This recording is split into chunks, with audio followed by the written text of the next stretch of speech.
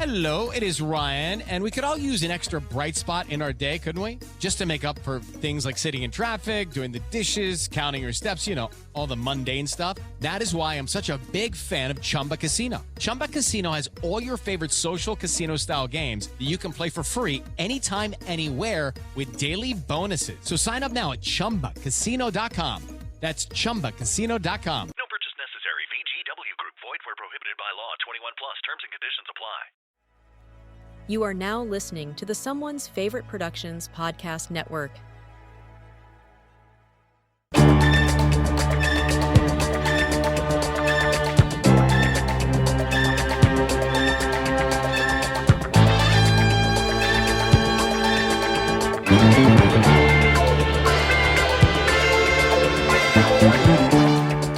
Hello all, this is Ryan Verrill from the official Deaf Crocodile podcast. Just wanted to give a quick intro. This was mentioned in the last episode of the podcast that we were going to be doing this as a bonus episode. This is when Dennis and Craig were on the Incinerator podcast that has become dormant for a while now, but this was a really great episode, and I hope you all enjoy this.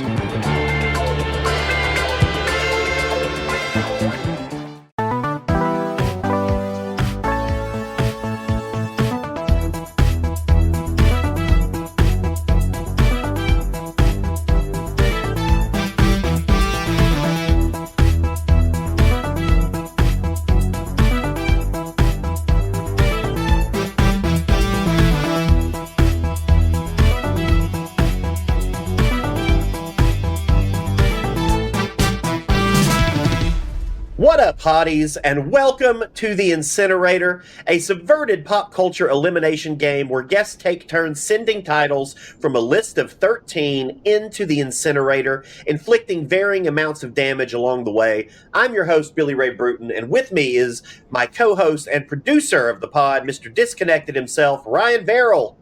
Hello, I feel so out of practice. I think we haven't done one of these in like 4 months. I know. If people listening knew how anxious we've been like the past hour, like getting our thoughts together and getting everything organized, because this is the first episode we've done in a while since we took our hiatus in the middle of season 2. And, you know, we spent the downtime sort of revamping the show in minor ways, not huge ways, but in ways that you'll certainly notice. You know, trying to streamline it a little bit, trying to make it a little more consistent. Ryan, you want to add to that? I think we're going to make it much more enjoyable listen, something that everybody can follow in a way that is still chaotic, but maybe a little less frenetic. Yeah, we always had a tendency. I mean, if you go back and listen to our episodes, which a lot of you do, no episode is the same. They're like butterflies. They're like fingerprints. The rules would change on a dime, and while there is a certain amount of delight in that kind of chaos, it can be a bit exhausting, not only for our guests sometimes, but certainly for us. And so we're like, let's just take it down. Let's make it a little more mainstream, but still kind of retain some of that, you know, that punk rock Johansson energy, if you will. So yeah, we're excited to be back. We're excited you're here. And we're even more excited for our guest. Ryan, tell us about who is subjecting themselves to this nonsense. Speaking of guests, two of the people that I respect more than most in the world lately, I have one of the individuals from Deaf Crocodile that has been on my channel quite a few times. Dennis has been there quite a few times as well. But the big thing is you probably watched or listened to our boutique labels incineration last year. This is the winning label behind the boutique labels incineration. We have Deaf Crocodile in the flesh. We got Dennis Bartok, Craig Rogers. Thank you guys for doing this so much. Hey guys, thanks for having us on. Yeah, it was. I enjoyed listening, so it's kind of fun to be doing it. Well, you say that now. Give it a few minutes. So I'm curious because I'll be honest. When we knew that you guys were coming on, I had this whole head full of ideas about, what are they going to want to incinerate? What made you decide to land on, and this I guess is for the audience, the films of Clint Eastwood? It was a couple of things. It was I needed to pick something I could actually talk about, and I've seen most of his films, and I thought it would be fun to force Ryan to talk about Clint Eastwood for 2 hours. So, am I missing something? Is Ryan like a notorious Clint Eastwood hater? I want to hear Craig's take on this first. He's mentioned it a couple of times on his show. Whenever his names come up, he's usually, cringed. There are a lot of home video releases dedicated to Clint Eastwood over the last couple of years, primarily from Kino Lorber, and every time they come up on the channel, it's something where I go, I've never been this massive worshiper of Clint Eastwood. I like some of what he's done, some of the biggest ones especially, but the biggest secret behind it all, I just haven't put the time in to watch most of them. So most of this is going to be new to me today. I will happily listen to all of it, but I mean, honestly, I respect the opinion of these two more than most. So just eager to go through that. Well, I think I'm the oldest maybe here. So 58, almost 59. And I grew up loving Clint Eastwood movies, still love them. He represents one of the last great, old school Hollywood movie stars who also managed to become a really phenomenal filmmaker. And has amassed an amazing body of work as a director. So yeah, I'm an unapologetic huge Clint Eastwood fan. Good. And when we were looking through his filmography to come up with a list, I was kind of struck by he had some runs of 5 years that he put out 5 huge hits, directed and starred in a movie every year that was terrific, and it was that's incredible. Yeah, and I think there may be others, but I think he's one of the last great stars of the mid '60s who is still huge box office. That's probably true. The fact that Gran Torino was a huge hit, and The Mule, and he is still packing them in, putting butts in seats is amazing, and making movie after movie, he just does not stop. Yeah, he's been on screen for 70 years. It's amazing. Yeah, he's going strong, and I don't know if he's going strong, but he's going. He's still going. We know that much. Well, good. Well, I kind of gave you gentlemen the rundown before we started recording on the rules, but the folks who did not get to hear it, and I'm sure you could enjoy a refresh as well as our listening audience. I'm going to go through these rules because some of them have changed, and so I want everybody to be on the same page for this. This is how this nonsense is going to work today. Dennis and Craig sent me their lists. With some alchemy, we arrived at a list of 12, but we allow our fabulous Patreon army to add one title as well for a total list of 13 from which these gentlemen will be incinerating. Now, some of the titles on the list belong to both players, meaning that they showed up on each of their lists, and some showed up on only one, and those are their unique picks. There will be 3 rounds. Round 1 will be picks 13 through 8. Those will be incinerated for everyone except the players, meaning they can keep their memories, but everyone else will not know the movie existed. Cut 7 through 4 will be incinerated back to opening weekend. So if you saw it opening weekend, you're all good. If you didn't, that movie never existed for you. Incinerations 3 and 2 are incinerated for everyone, including the players, but preserved for future generations. Meaning if you saw the film before the episode recorded, you'll have your memory wiped. If you did not, you're all good. The winning film, the last film standing, if you will, has 0 damage inflicted upon it. So it will still be available to enjoy for the entire world in perpetuity. And so those are the rounds of the show. We have an engineer. Ryan is that engineer. Say hi, Ryan. Hi, Ryan. Ryan gets a couple of special abilities as engineer. First, Ryan gets to advance a title to the final 5. The players will not know what title that is until they attempt to incinerate it. It can be any title on the list. Ryan also gets to choose 5 landmines that he places on various numbers throughout the order. When a landmine is triggered, the player who triggers it stops what they're doing and deals with the chaos before them. Landmines can reward or penalize, and they can change the entire game. 3 landmines have been assigned in round 1, 2 have been assigned in round 2, and none can be deployed in the final 3.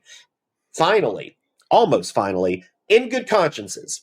Ryan and I, as co-hosts, each get 1 in good conscience, and our players get 2 each. And in good conscience allows you to stop a film from being incinerated, save it temporarily, and then replace it with another film. We get 1 each, they get 2 each. Now, let's say that we incinerate a film that is wiped from one or all of our collective memories, and that film is brought up later in the episode. Well, that's a fuck up. And because of that, we're going to get penalized if we do it. So if Dennis or Craig do it, they get a point against them. If Ryan and I do it, we get a point against us. If either side gets the 3 points, the other side gets a special bonus privilege, if you will. Now, I know all of that made all the sense in the world, Dennis and Craig. I have a question. The questions aren't allowed. No, go ahead, Dennis. Did Philip K. Dick come up with the rules to this game? Uncle Phil helped. No, seriously, every rule is like, and it's wiped from your memory, but maybe we bring it back later. Yes. This show was the Android's dream of electric sheep. This show is a playful and joyful combination of the Screen Drafts and Film Spotting podcasts. So we can blame them for all of that chaos. They're the ones who inspired it. But yes, our job is to make you as pissed off and ornery as possible.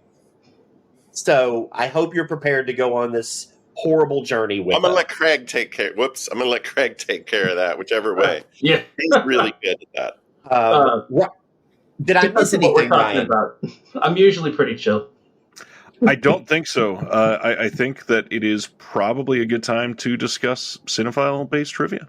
Yeah, so that's how we decide who goes first. I'm going to give these gentlemen an actor. They're going to take turns naming films the actor was in until someone's like, doy, and can't do it anymore. And the winner of trivia gets to decide if they want an extra in good conscience, which would take their total to 3, or if they would like to choose the order, meaning if they go first or their opponent goes first. And so, gentlemen, if you're ready, I have your actor. We start alphabetically, so Dennis does go first. Your actor is Jeff Daniels. Jeff Daniels. The man, the myth, the Purple Rose himself. Speed. Okay. Dumb and Dumber. There we go. Is he in the Squid and the Whale? That is correct. Okay. I think he was in the second Dumb and Dumber. He was. We'll give you that one. He was in Dumb and Dumber 2. Yes. Well, he wasn't in Speed 2 because he got blown up in the first one. Damn it. I can't use that one. No. Here's a hint. He is in one film that we could be discussing today. Boy. Jeff Daniels. I think I'm out. Craig goes first. Okay, I'm going to count you down officially. 3, 2, 1. Okay, Craig, if you can think of one more.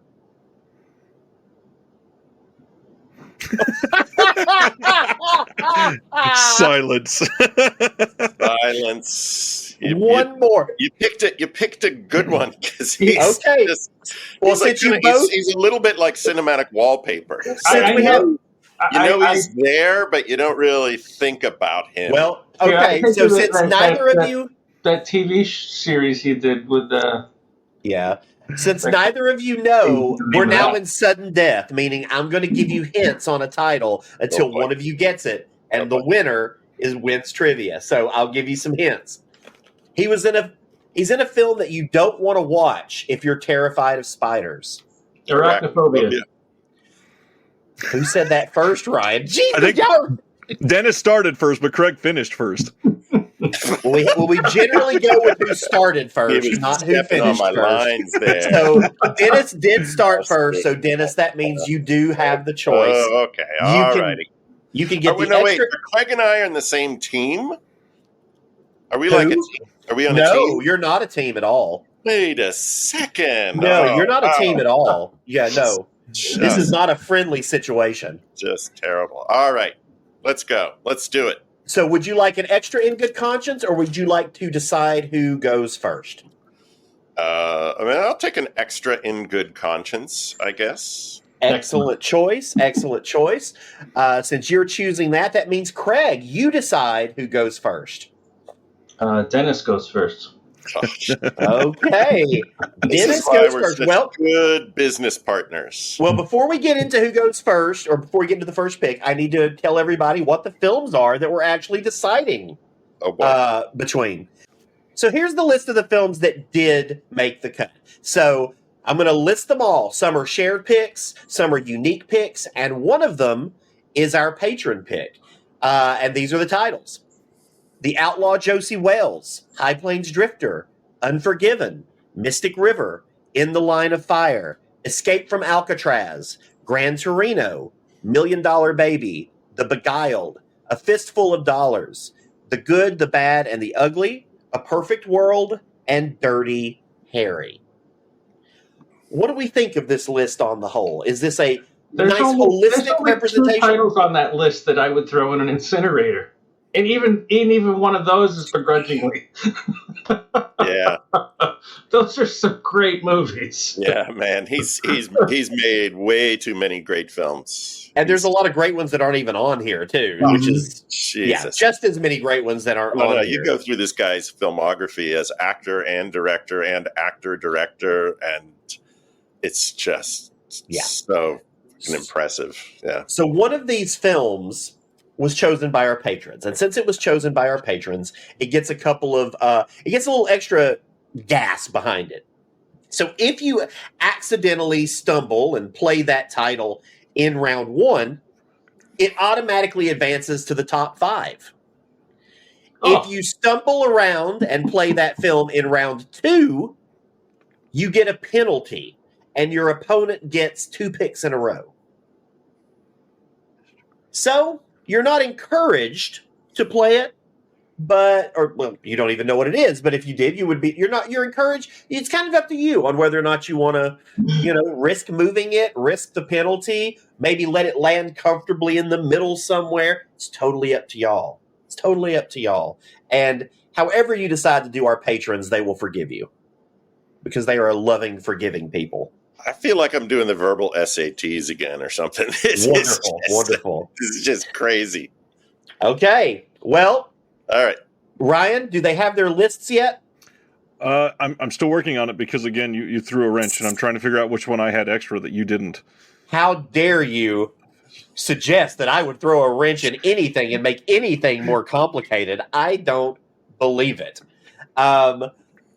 Ryan is getting the list ready to send over. We have our rules set. We know what we're about to do.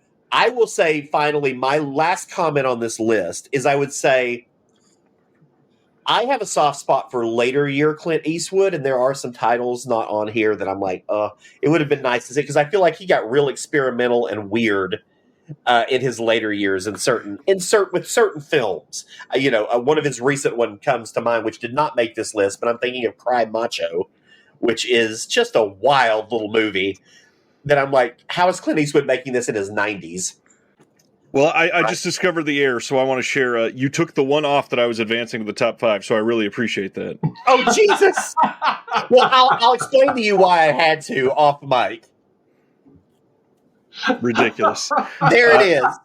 There it is. That list in the private chat, gentlemen, that's the one that we are going off of today. Okay, the second one. Okay. Yes. It's no easier. It's no easier than the other list. No. Yeah, I made a mistake in picking something that I love so well.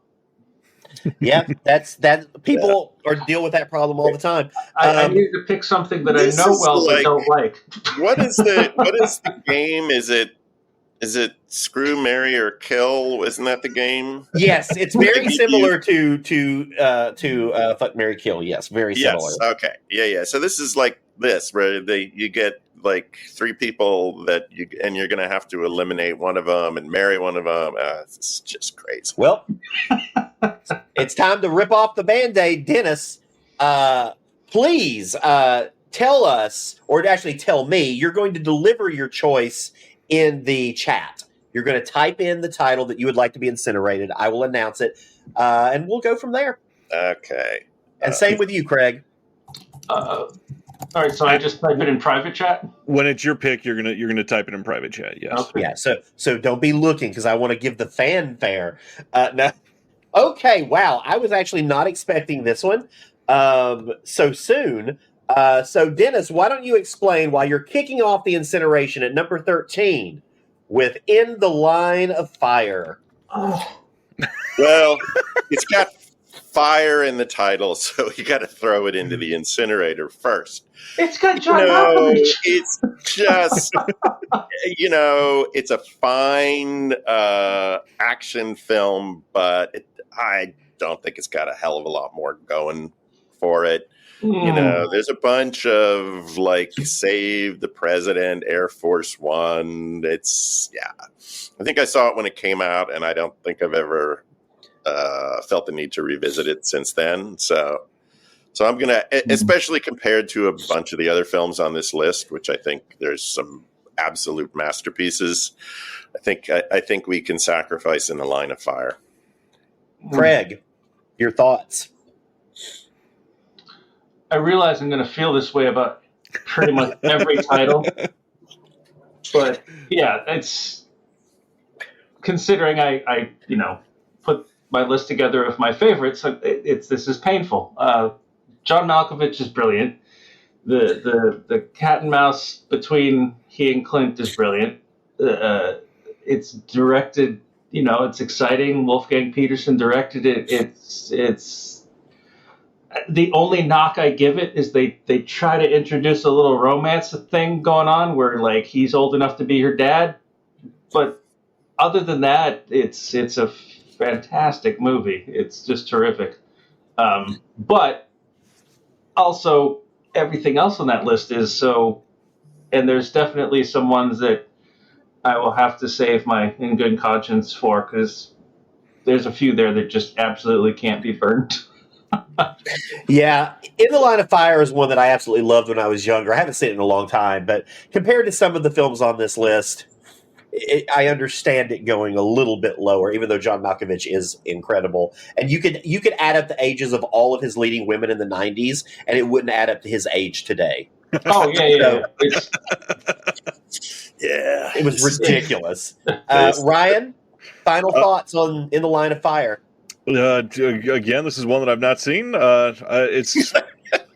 I'm not going to have many thoughts today. Let's just bypass me. I'm going to say the engineer has nothing to say about this placement, and we are good to carry on to It is a fantastic 90s action movie. It's one of the best 90s action movies.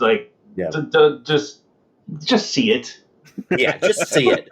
You ornery bitch. I'm going to be so chastised today. I apologize. Do we have to forget that this title ever existed? You don't, because this is the first round, and it's incinerated for everyone except you. Okay. So I have to forget this title existed. Ryan does, but y'all don't. And speaking of which, it is time to send In the Line of Fire into the mouth of hell. It is now incinerated. So, Craig, we're over to you for the number 12 incineration. Send it to me in the chat, and be prepared to cry about it. Every single pick, his eyes are glazing over with existential dread. This is the moment when someone realizes what they've gotten into. This is the only one that won't hurt. Oh, boy. Uh-oh. I have no idea what that means. I don't... Oh, there it is. Okay, well... Wow, interesting. Well, at number 12, Craig has decided that The Beguiled is not so damn beguiling. Craig, why The Beguiled at number 12?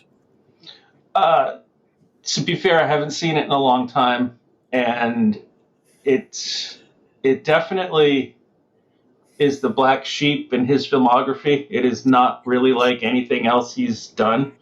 And I guess maybe because I like what he does, this one just kind of is like, what is this? Am I allowed to move around? Do you need to pace? Are you so discombobulated that you need to pace about? No, I want to show you guys something. Oh, Please. So yes. We'll narrate for the listening audience. Oh, okay. All right. So this is just going to be audio, not video. Yes. I was. Well, then you guys will get to see as I'm moving around. It is the rare, maybe the only Clint Eastwood movie I was bored watching. Okay. Okay, so I'm going to show you what's on the wall of my house here. Oh, he is now showing us a poster, I believe an Italian poster from The Beguiled. Yes, it is. Which makes it look like a giallo film. Yeah, It does, which is one of the things that I love about the poster is that it's got It's a beautiful this, poster. insane, creepy red hand dripping blood, and it's got the title La Notte Brava del Soldato Jonathan. I'm sorry, Dennis. I will also share that that many years ago when I was programming for the American Cinematheque, I kept trying to get Eastwood to come for a retrospective, and he every time he politely declined. That I suggested, we screened some of the films that he had directed or acted in. And then I had the bright idea that we would do a Don Siegel retrospective, whose films I love.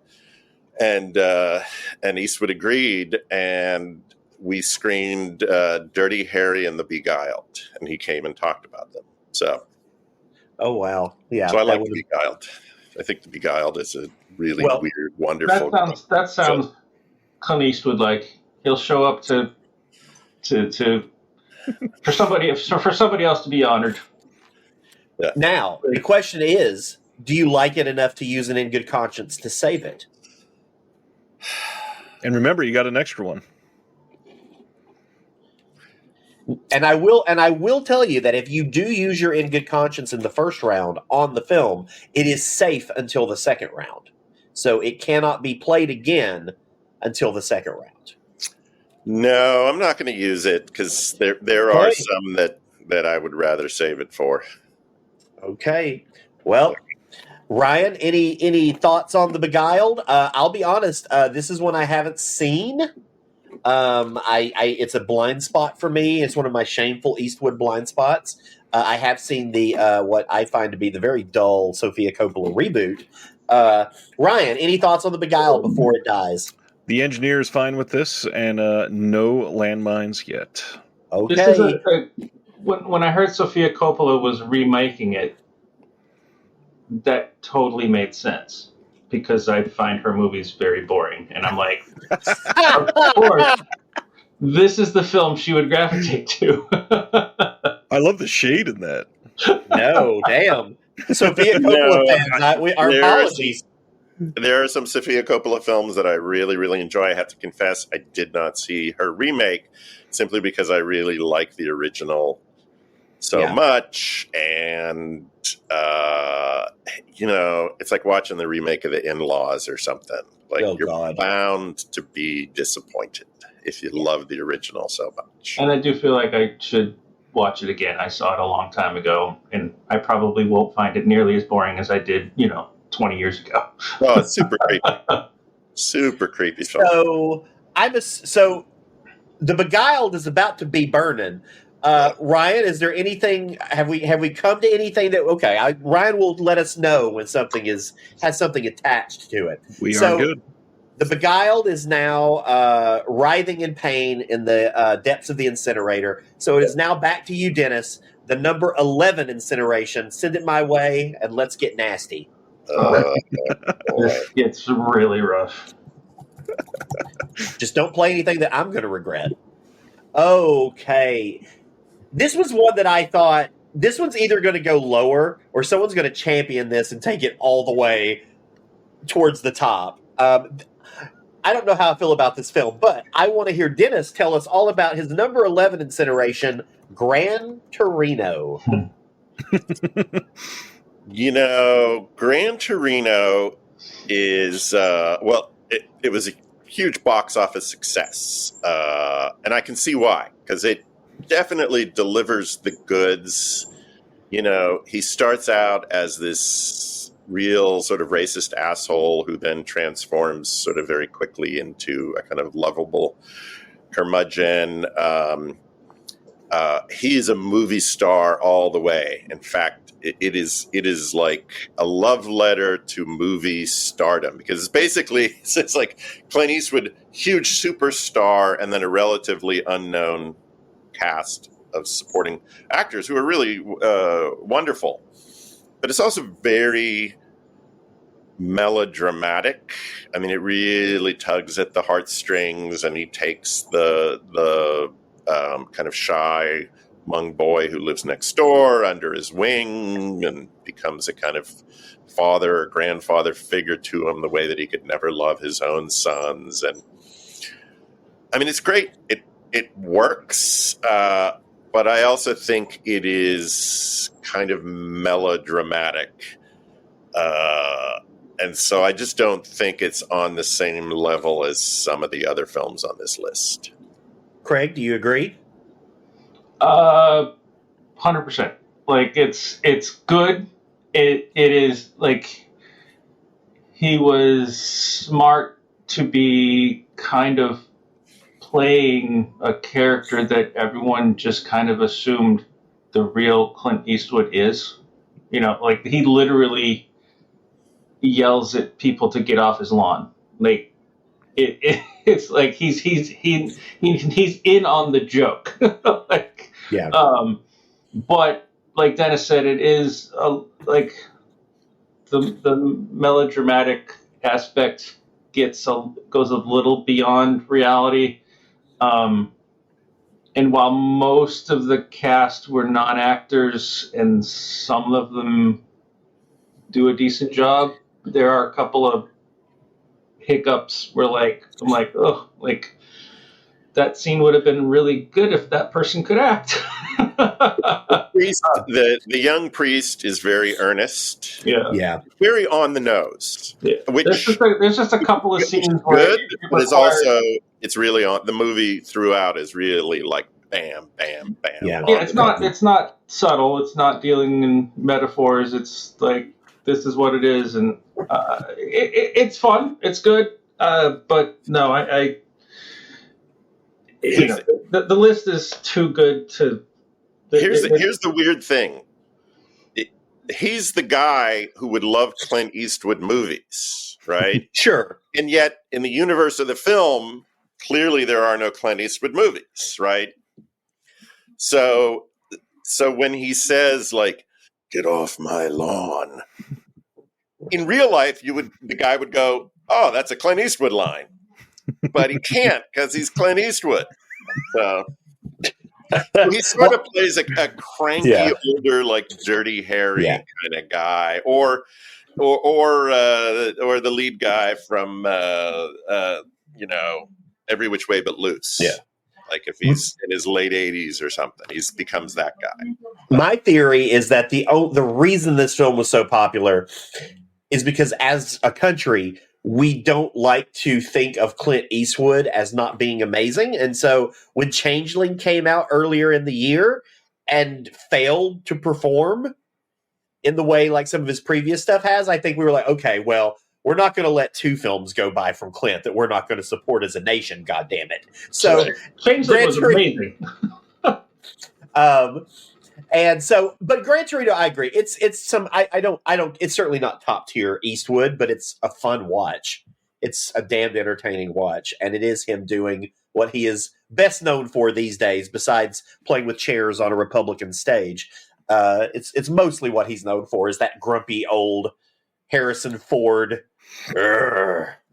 Yeah, and I think it's probably the closest he's going to come to doing a sixth Dirty Harry movie, unless he surprises us all and pulls out, the life and death of Dirty Harry as, his swan song. Yeah, essentially, he's the old retired curmudgeonly Harry Callahan in this, because he gets to point guns at people's faces. He gets to do classic Clint Eastwood lines, of the sort of make my day well, do you punk vein. And yet he's still playing a quote unquote character in real life. So, I mean, at a certain point, he's like threatening everyone in the neighborhood with a gun. And you're like, well, either the police are going to take his guns away in real life, or maybe not, maybe in America, maybe not. But, and that's when it's like, okay, it's a movie star.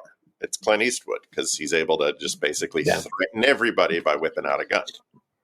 Yeah. I mean, in real life, he would have been put in a home for senior citizens and given some sort of like court-appointed conservator to manage his affairs. I will say, though, and this is a real life story, that there was a guy not unlike Eastwood's character in Gran Torino that lived across the street from my mother-in-law and my wife in Santa Cruz, named Gene, who just passed away recently. And he was this old school guy who drove a pickup truck around and could be really sweet, but you just knew you didn't fuck with. And some people had moved in next door and were playing their music really loud repeatedly. And he'd given him some warnings, and then he said, if you don't shut your goddamn movie off, I'm going to shoot holes in your house. And they called the cops, and the cops came by and talked to him. And he said, if they don't turn their goddamn music down, I'm going to shoot holes in their house. And the cops went next door and said, I would turn your music down. He's serious. He's going to shoot holes in your house. And the cops were like, hey, there's nothing we can do about it. The guy warned you. He's going to shoot holes in your house. And they turned their music down. So he basically, so there actually is a lot of truth to the Gran Torino character. Sounds like Gene's a fucking legend. Ryan, Gene was something else. Yeah, Ryan, are we able to move forward or not? We are not. Dennis, you have happened upon our first landmine in the game, and this one is called the Shitty Stinger. Now, Gran Torino is gone. It is in this place on the list. However, you have a choice to make now. Dennis, you must remove a film from the remaining list and replace it with a movie that was never on the list to begin with. And Craig has no say in this. Oh, wow. Now, keep in mind, there's the patron pick that cannot be sent out, that you don't know what that is. There's also the engineer pick that if you try to send that, it will automatically go to the top 5. Okay, so I have to remove another one on the list. Yes. And replace it with a film that was never on the list to begin with. And then remind me about the patron pick. What does that? What does that do? If you pick that right now, then it will go to the top 5 immediately. I see. Okay. So I am going to remove Mystic River, and I'm going to replace it with The Gauntlet. Oh, God. I am shook. Well, you did it. You did your duty as engineer. It is gone. It is gone. And with that, Gran Torinos rely on fuel to run. So does the Incinerator. And now Gran Torino is the fuel that is feeding the insanity that is brewing below us. Craig, we are now over to you for the next incineration. This would be the 10th incineration. There are 3 left in this round. He's thinking. I'm looking at that list and I'm like, God damn. Which of my children do I sacrifice? He's considering it. He's nodding his head in disapproval. He's sweating. He's sighing. He's typing. Oh, here we go. What's it going to be? What's it going to be at number 10? Okay, well, at the number 10 spot, Craig is playing what, for my money, is the number 1 film. And that is A Perfect World. But, Ryan, I'm going to turn it over to you. So because this is the patron's pick, this is where some things have to happen. This is now going to be moved up to the final 5. And nothing can be done about that. It is there, and it will be in the top 5 list of this for the entire time. And Craig, now you have to choose. I guess we know what one of our picks will be in the top 5. Yes. But now you have to choose a replacement. So now I got to pick another one? Yes. Got to pick another one. God damn it.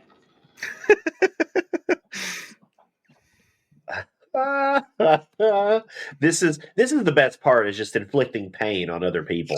This is not right. It's not even Dennis's pick, and he's squirming.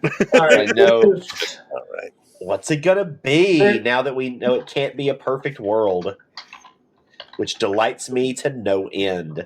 This is just not right, but there is at least a reason behind this pick. Okay, there it is.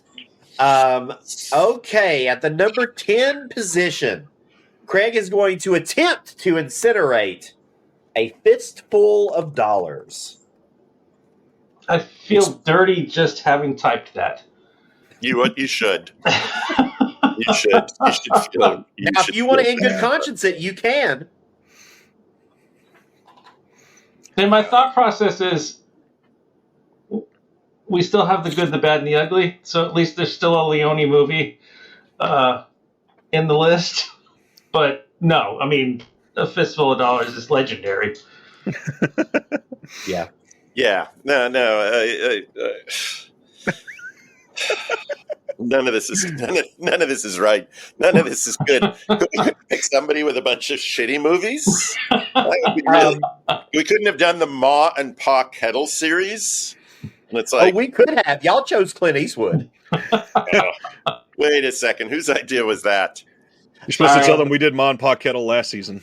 Oh, Jesus. I should jump in here and say I do have a good Clint Eastwood story. I'll have to haul out when we need to save one of the can't be incinerated titles.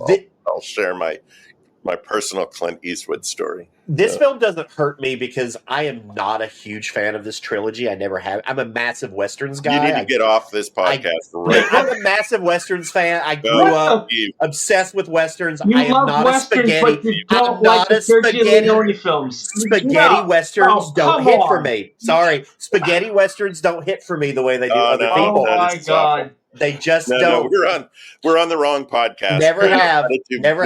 Why did you bring us on this podcast? Has anybody walked off the show before? All right. There's a first time for everything. There's always a first time for everything. Not a big fan of. I mean, I don't think they're bad films. I'm not saying they're bad films. They just don't hit for me. Spaghetti westerns just don't hit for me the way others. You're wrong, do. and you're wrong. You know, look, I'm comfortable in my ridiculousness. So comfortable as hell. I will share a story. My friend Bud Bedecker shared with me about Sergio Leone, who directed Fistful of Dollars and Good, the Bad, and the Ugly. So Bud had directed a series of classic westerns with Randolph Scott, Seven Men from Now, The Tall T, Ride Lonesome. And he was invited to a film festival overseas where Leone was the head of the jury. And as he was headed over to the festival, you know, he knew that over the years people had said that Leone had stolen a lot from Bud's movies, along with Sam Peckinpah and Anthony Mann and some of the other sort of classic Western filmmakers. And Bud's like, well, I didn't think so. I loved Leone's films on their own. I thought they were great, but I was worried that maybe he thought that I felt he'd stolen from me and it might make it awkward. So Bud gets to the festival overseas and he's walking up the steps to the Grand Palais where they're doing this opening night honoring him. And there's Sergio Leone and a delegation at the top of the steps. And before Bud can say anything, Leone throws his arms open and he says, "Bud Bedecker, I have stolen everything from you."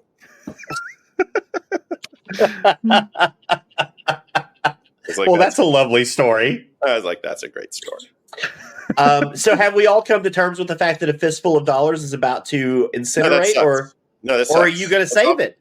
Are you going to save it, Dennis? I'm not going to be able to save everything. So I guess we're going to have to let something go, but that really sucks. It's a brilliant film. It's a perfect film. You got an extra one. Don't forget. It is not. Keep in mind.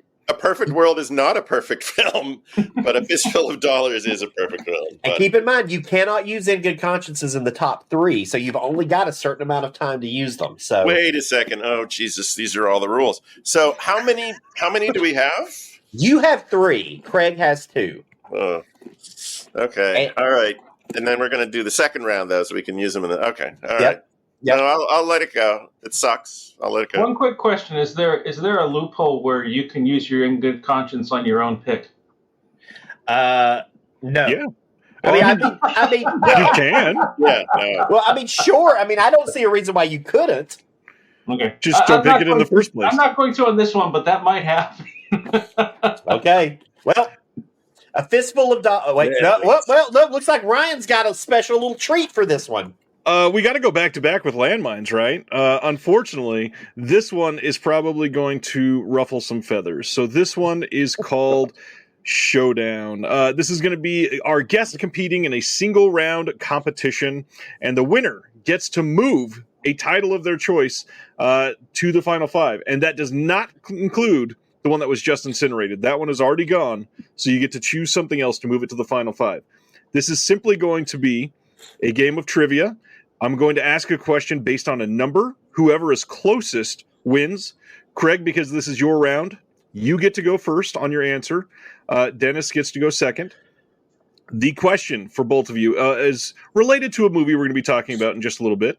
The question is, what year was Alcatraz last operational as a prison? Good question. Craig, what year was Alcatraz last operational as a prison?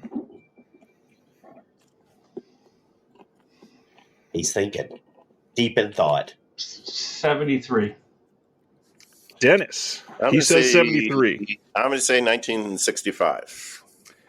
The correct answer is 1963. Dennis wins by only 2 years. Wow.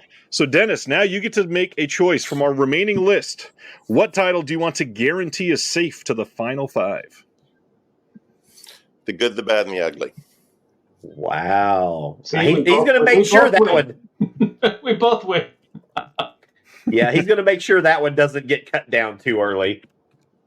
There we go. Okay. Good, the Bad, and the Ugly joins A Perfect World in the final 5, and now it's That's the most ridiculous sentence No, ever I'm uttered. sorry. That's and pornographic. That's obscene. I'm shocked that y'all are not Pornographic. actually A Perfect World fans.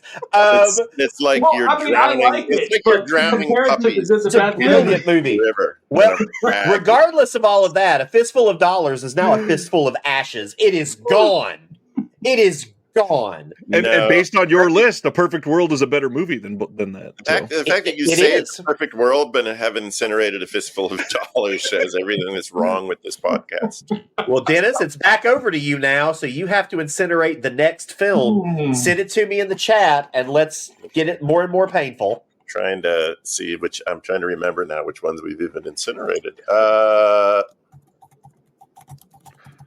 Oh, God. I will be sending an updated list momentarily for everybody. There it is. I expected this is probably around where this film would go. Not a big surprise.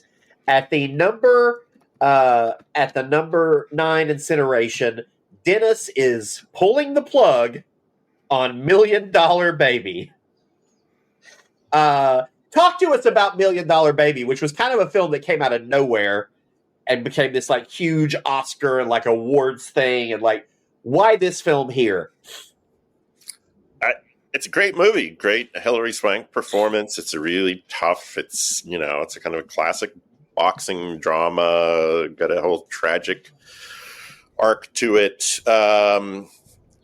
It's just that we're having to now sacrifice our own children, and it's just going to be pain from here on in. So, and that's what the movie is about. It's pain from here on in, so it's going in the incinerator.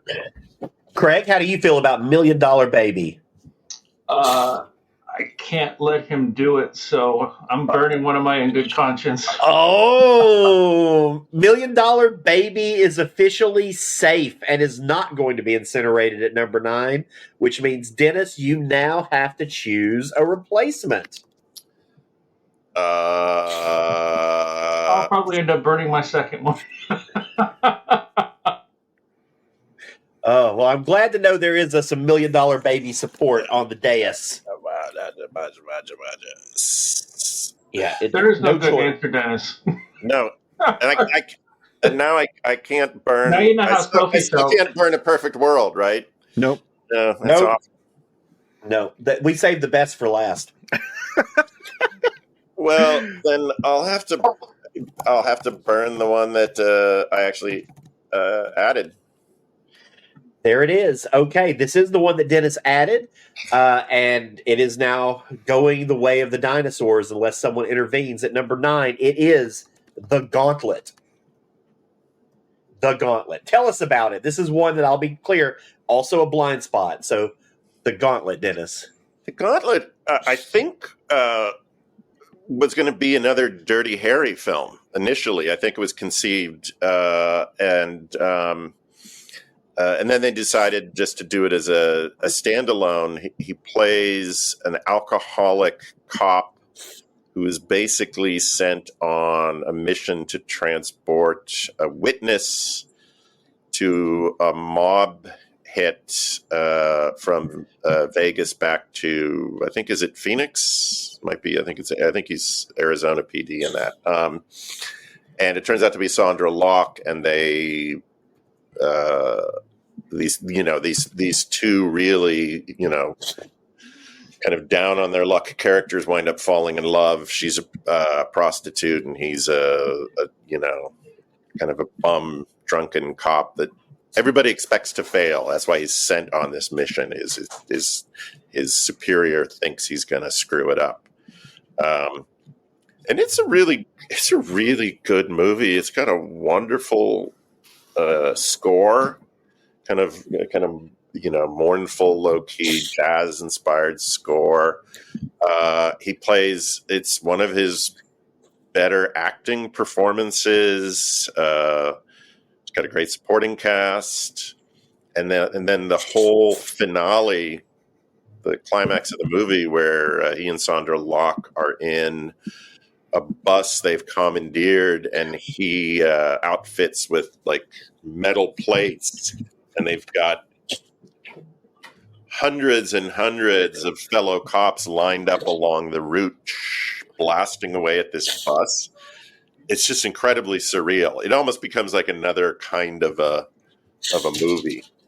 I think it's great. I think it's really held up well. Which is like, now that I'm talking about it, I'm like, why the hell did I throw it in the incinerator? Because we can't incinerate a frickin' perfect world, damn it. No, because it is indeed a perfect world. No, Craig. perfect world, but it's that film also has crappy-ass an movie. incredible painted poster by Frank Frazetta. Did the poster art for that film. The Gauntlet is also a nickname that some people use for this podcast. So you're not tempted to, in good conscience, this, Craig? Not this one. Okay. I have not seen it. I don't want to comment. I don't want to hear Ryan trash Clint Eastwood. So, but Ryan, does the Gauntlet have anything attached to it? It does. It sounds like it has a good reputation attached to it. We are good to go. This is staying here. Okay, well, the Gauntlet has now met its gauntlet at the hands of the Incinerator at number 9. It is back to you, Craig. This is the final incineration of the first round. Send it over in the chat, and I'm sorry in advance. Craig always looks like it looks like the scene in Sophie's Choice where she's like having to decide. And I hear the typing. There's that second guessing coming into play right now. Do I send it? No? Yep. I'm familiar with this sounds. I'm familiar with these sounds. I'm counting the keystrokes and counting letters. Yeah. I'm like, which one You're is like, all right, it's not a short title. Yeah. What's it going to be? An anxious audience awaits. There it is. Wow. At number 8. Oh, wow. He escaped from Alcatraz, but will he escape from the Incinerator? That's right. It's Escape from Alcatraz at number 8. Tell us about it. So sucky. Why is it here, Craig? Why do you hate Escape from Alcatraz?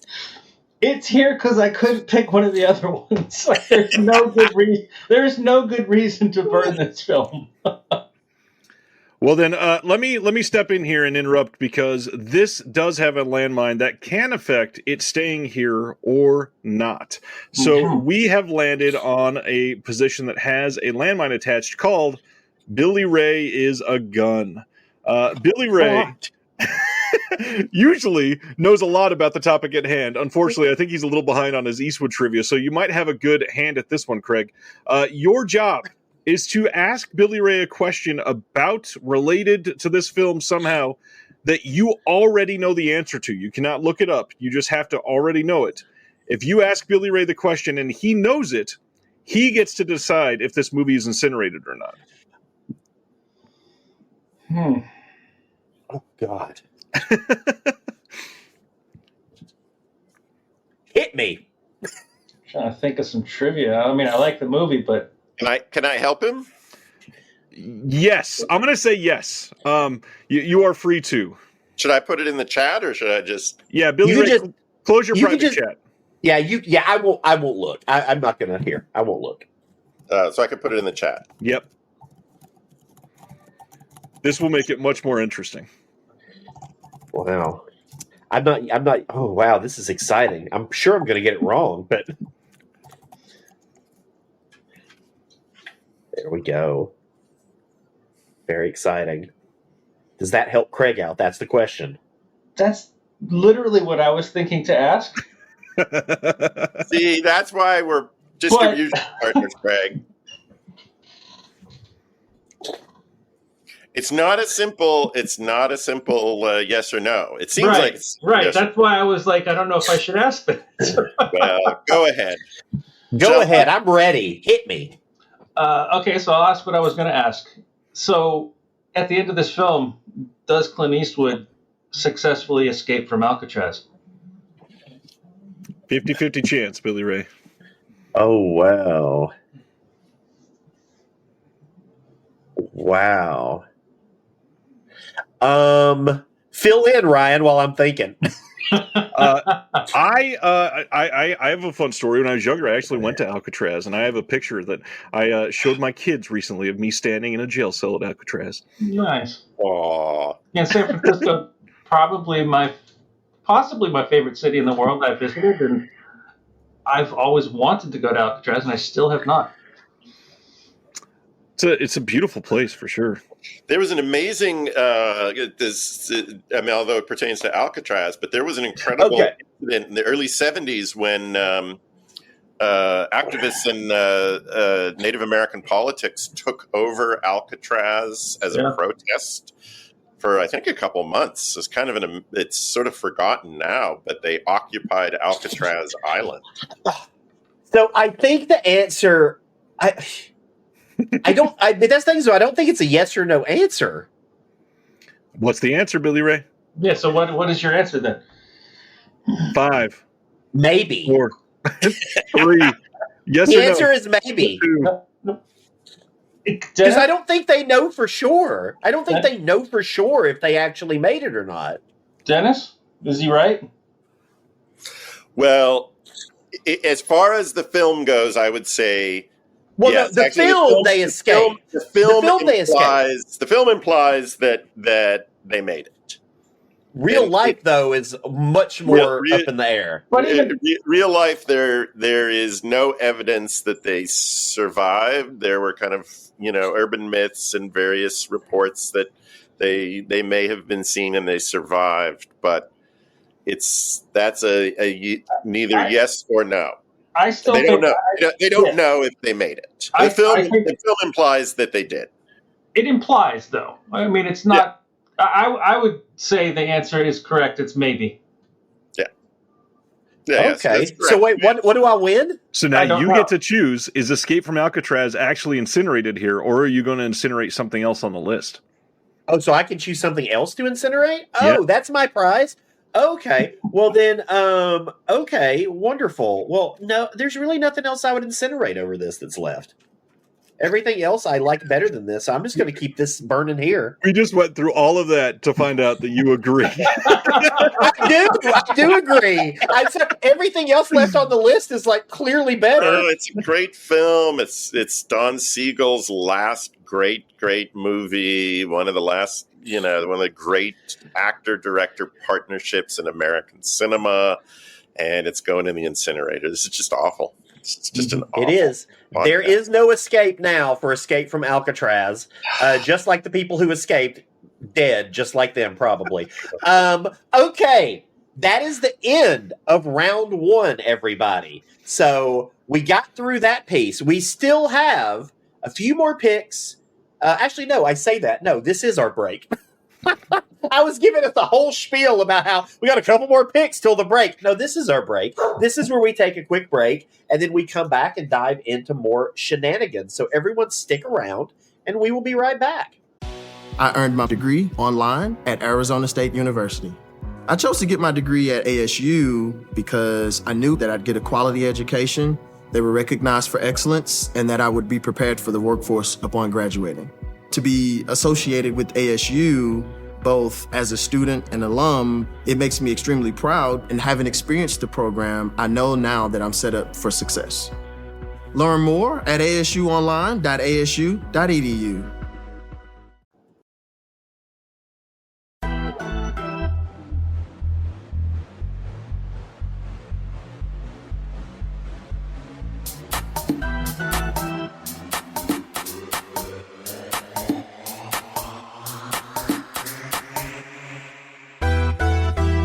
We are back from our intermission to the second round of the Incinerator. Before we get into that, gentlemen, just very quickly, why don't you talk a little bit about Deaf Crocodile, talk about what you do, why people should check you out. Plug. This is the plug section. Oh, Go, Dennis, thanks for having us on. Absolutely. Craig and I started working together. It's actually, I think, a decade now. 2014, we started working together at a now mostly defunct company called Cinelicious Inc. I started the distribution division with the president of the company, Paul, and Craig was the head of restoration there. We put out some very cool films like Belladonna of Sadness, the psychedelic Japanese anime. We put out Private Property, Warren Oates' first films, terrific movie, Gangs of Wasaipur, two films by Agnes Varda, Kung Fu Master and Jane V, Par Agnes V, and a bunch of movies. And then we went on to work at another distribution company called Arbelos Films, where Craig restored Bellatar's Satan Tango, some other great movies, and then decided to start Deaf Crocodile. How many years ago now is it? It's like three and a half, almost 4 years ago. Deaf Crocodile? So it's all a blur. It's all a blur. So we've got about 45 films in our catalog right now. A number that we haven't released yet. We do a lot of world animation. So we've done two kind of really wonderful, obscure Romanian animated sci-fi films, Delta Space Mission and the Son of the Stars. We've put out several wonderful Hungarian animated movies, Cat City, Heroic Times, and then this month, Georgi Kovashnai's Bubble Bath. We've released beautiful... The Pied Piper. Oh, yeah, Yuri Barda's The Pied Piper. Stunning From movie. the mid-'80s. We've put out 3 and soon 4 incredible fantasy epics by the legendary Russian filmmaker Alexander Patushko, Ilya Muromets, Sampo, The Tale of Tsar Sultan, and upcoming Ruslan and Ludmilla. We've put out a number of new films from Iran, 4 movies by the director Shahram Mokri, Careless Crime, Fish and Cat, which are masterpieces. Upcoming a film called World War III by director Human Sayedi, which won 2 awards at the Venice Film Festival. Yeah. So we do a really eclectic mix of world cinema, genre films, world animation. We're kind of sort of at the intersection of art house and genre cinema is kind of our sweet spot. So, and folks can just go on the website and buy everything that pleases their souls. Please do. We sell a lot of Blu-rays. Craig does incredible sort of studio level restoration work on most of our titles. Are restored in-house. Some are restored by the rights holders or archives overseas, but a lot of the work he does in-house and is really amazing. That's kind of the ace up our sleeve, is that we're able to restore a lot of these films ourselves, because otherwise they wouldn't. Like we put out this incredibly obscure Croatian sci-fi fantasy film called Visitors from the Arcana Galaxy, and we had to not only license the film but pay to have it scanned and then restored, and it's only because we love movies and we're kind of nutty enough to do this, because probably no one else out there would spend that amount of time and money to restore the film. So, and a big part of that is because Craig has this incredible skill set. He's such a wizard at it. Yeah. Well, definitely check out devcrocodile.com. Check out all of the amazing titles that Dennis just talked about. And they might be releasing more titles if this episode doesn't kill them. So, best of luck in that direction. Well, we are here for round 2 now, and round 2 is special. Incineration 7 through 4 will be incinerated back to opening weekend. So if you saw it opening weekend, you still have that memory. If you did not see it opening weekend, it never existed. No chance to build an audience or a cult following opening weekend. And that is that. It looks like it's time to get nasty again.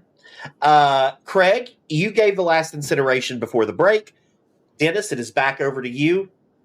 Keep in mind there are 2 landmines in this round, so those are out there. And Dennis still has 3. So Ryan, what is the list? The list that you see in the private chat that I just sent on the break is current. 2 of those titles are unable to be played until the final 5. That is A Perfect World and The Good, the Bad, and the Ugly. The other ones are still available to be played right now. Yes, meaning that $1 Million Baby is now back on the table. It was safe for a while, but now it's available again. Okay. And I hope I didn't just. Yeah, I hope I did not set that up. Oh, God damn it! I'm trying to incentivate it again. Well, Craig has an in good conscience remaining. Now, I was just going to say Dennis has 3 in good conscience left. I have 1, and they're all essentially useless, because we're going to save something to sacrifice something else, and there's no point. Right. There's a point. There's a point. There's literally not a single title on there that I would be like, okay, I'll sacrifice this for that. So $1 Million Baby's, I guess, gonna go. That's it. So number 7. It is Clint Eastwood's $1 Million Baby. It was tried to play earlier. It did not go through. I like this film. I remember seeing this and liking it a lot more than I expected, because like a lot of people, I did not have any clue what this film was really about. The marketing for this film was either clever or dumb. I'm not sure which, because they marketed it like super old man Clint Eastwood's doing a boxing movie, and everyone I know is like, no, he's too old for that. I don't want to see that. But then I kept hearing how amazing it was, and I'm like, really? And I love Clint, but I was like, this is ridiculous. Like, he's ancient. And then I saw it. I remember I watched it sitting on my couch by myself and just bawling like a baby. And I was like, that was not what I was expecting. No. It is so good. It's so good, and it was shocking for a lot of reasons. Also, Hilary Swank is great in that film. I know she got her first Oscar for Boys Don't Cry. I have problems with that film, but she is incredible in $1 Million. Everybody is. The whole cast is knocking it out of the park. There's not a fault with that film. No, it's a great film. But like all great films, they eventually meet their ends at the hands of the incinerator.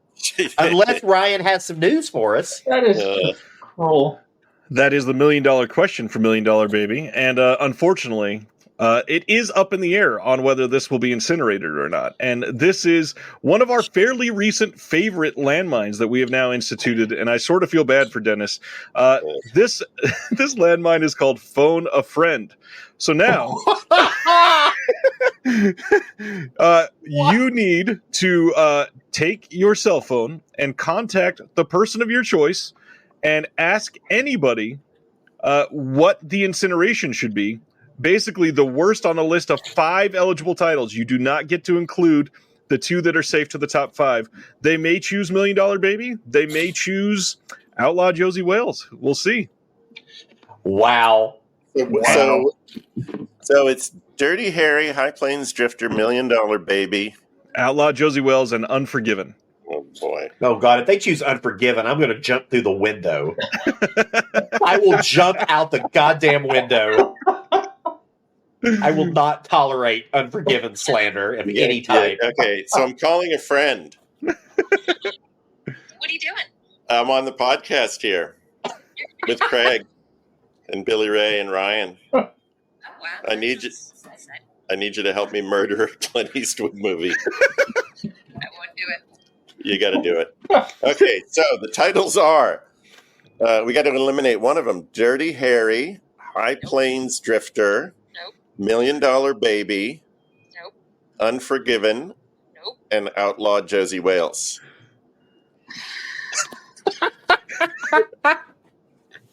Well, I hate to do this because it's a powerful woman in a tragic and ultimately bizarrely life-affirming role. But the other movies are perfect, and $1 Million Baby is also. But I've watched the others until my eyes bleed, and I have to. Okay. That's my wife, Maria, who she's my best friend. She's in the other room behind that curtain there. But And she just made the right decision, evidently. okay, so she's incinerating $1 million. I have to go and take a shower. She's got to go. Thank you. The dirt off. Wow. So she solidified it. Incinerating right now. We, as a podcast, are pulling the plug on $1 Million Baby. I can't believe I'm glad that's what she said. Like, Can I point out that's 2 engineer landmines in a row that have just been pointless because it's been the same thing. You've now dirtied my entire family. We got everybody involved. We get everybody involved in this. You want my dog. Well, I'm glad I didn't get that because I probably would have called Roger and he would have been like, burn them all. Wow. Why are you married to that guy? I know. Bad taste. Doesn't love Clint Eastwood. Craig, yeah, you have to recover now and send us a pick for the right. number 6 incineration. After this pick, all titles are eligible again. Okay, there it is. At number 6. I mean, it kind of had to be, right, Dennis? I can't even vamp it up. It's High Plains Drifter, y'all. It's so goddamn good, but no, I'm just going to throw my hands up and just Dennis, who has got 3 in good consciences, none of which he has used. Because it means burning something else. We watch this film all the time. It's fantastic. Yeah. No, they paint the town red and basically say "Welcome to Hell." No, it's fucking genius. Red and rename it Hell. No, it's utter genius. It's utter genius. It's a great film. It's a ghost story. Like, how many other Western ghost stories are there? And I love how subtle the ghost story aspect is. It's like that's not really what it's about, and then at the end you're like, wait a second. and just everyone is like bad and venal and self-serving, and the townspeople, he kind of saves them. They don't deserve to be saved because it's sort of like a ghost version of High Noon, right? Yeah, because they leave him, spoiler alert, to be beaten to death, whipped to death in the flashbacks, and he comes back as this sort of figure of vengeance. Yeah, that's great. It's a brilliant movie. It's a great movie. I love this one. I think this is one of his, even though we're treating it like canon, I think it's one of his more underrated films, frankly. I think it's really, really solid. Might have been a little bit higher on my personal list, but wait. I forgot that I also have an In Good Conscience. I forgot about this. I could have used this like 3 different times throughout this episode and forgot that I had one to use. This is a terrible game. Terrible.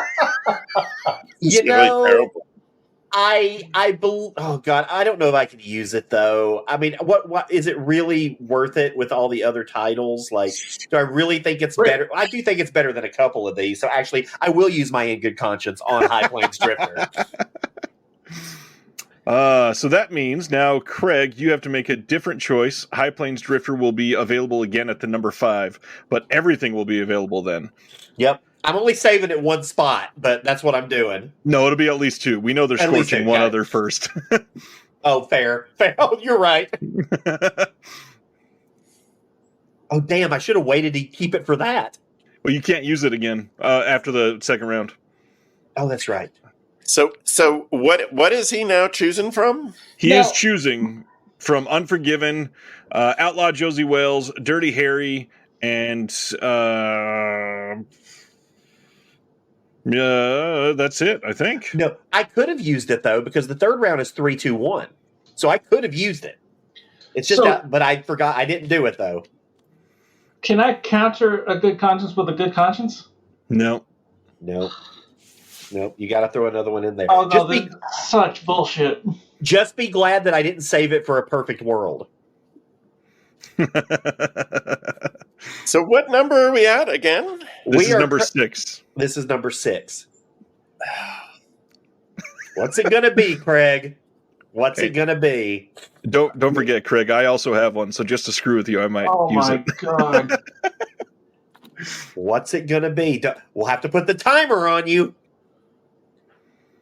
10, 9. Oh my god! 8, 7. All right, just to fuck 6. with you back. Unforgiven. You did it to yourself. That is wrong. You did in good conscience. Yourself. Yes, thank you, Ryan. Thank you. I'm glad you didn't. Well, we're out of good consciences, but they were well played and well used. There's still the engineer pick that moves it to the top 3.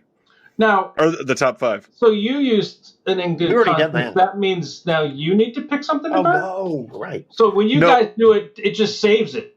It just saves it. You still have to pick it. So now you have to choose between Dirty Harry and Outlaw Josie Wales. Oh, God.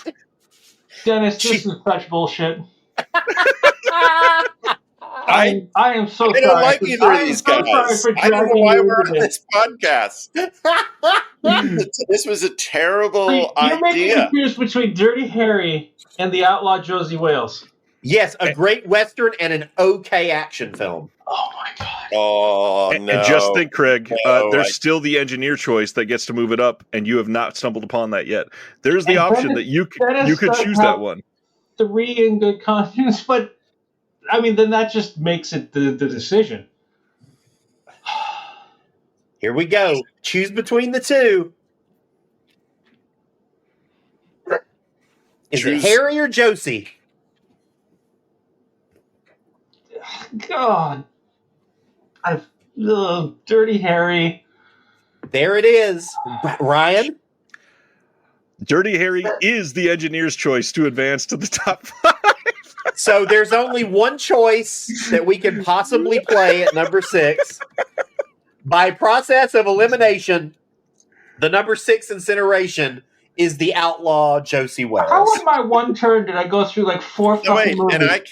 And I can't save it because there's nothing else? That's correct. That's correct. You found yourself in a Your position. rules are screwed up. Your rules are screwed up in this game. No, they actually make sense. They actually make sense. Making this shit up as we go. We used to, but not anymore. Making it up. No, you can't. If there's nothing you can swap it with, you can't in good conscience it. And unfortunately, there's nothing remaining that can be swapped. So yes, a perfect world. I'm swapping it. no, for a perfect world is firmly safe. I know y'all are going to get it all the way to the number one spot. Yeah. So Outlaw Josie Wells, I don't have a lot to say about it except it is one of the greatest Westerns ever made. It is a masterpiece. Mm-hmm. It is top 3 Clint Eastwood, and it's not going to be there in top 3.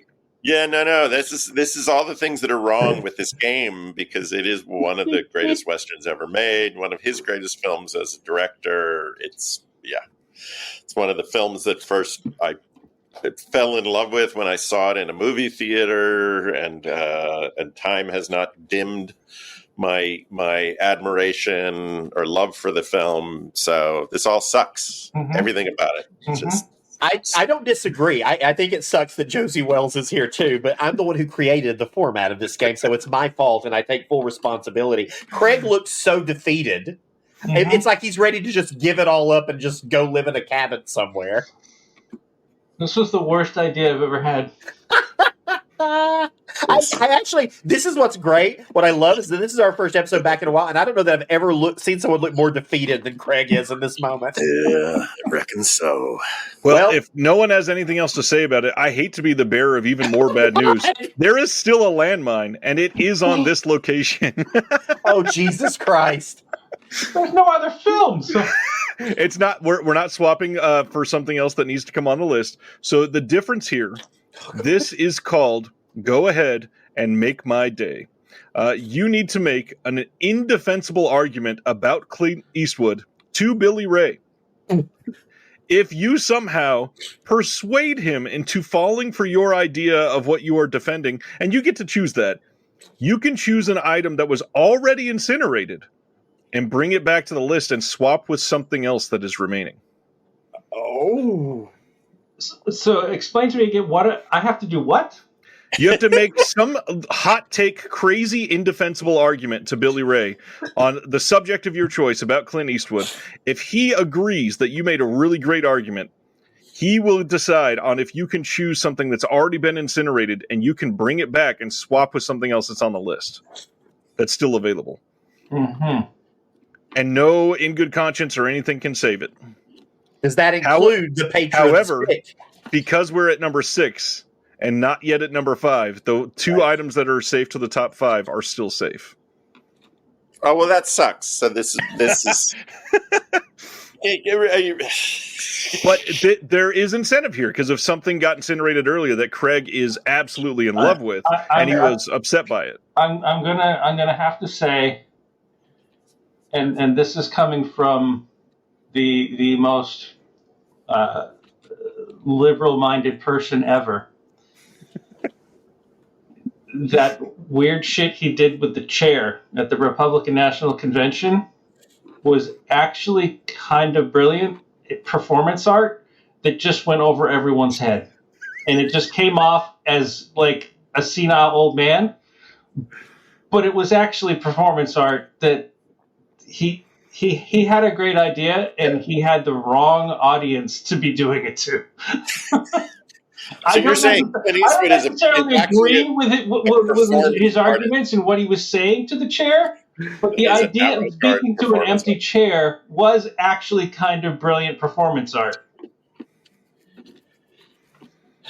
Well, I mean, it would be hard for me to agree with that if it wasn't the fact that I've defended that chair sequence since it happened to people. I have staunchly defended Clint and that chair sequence. So you know what? Craig didn't even need to convince me. I was already convinced. Wow. So anything that's already been incinerated, you can bring back, and something that is eligible, you can put in that spot. It could be all the way back down to spot 13. But what's eligible? Cadillac. But what's eligible? Like everything on that list that I just said a minute ago. What's left that I could burn instead? It is anything that's on that list other than what's safe to the final five. So no Perfect World, no Good, Bad, and the Ugly, no $1 Million Baby, and no High Plains Drifter.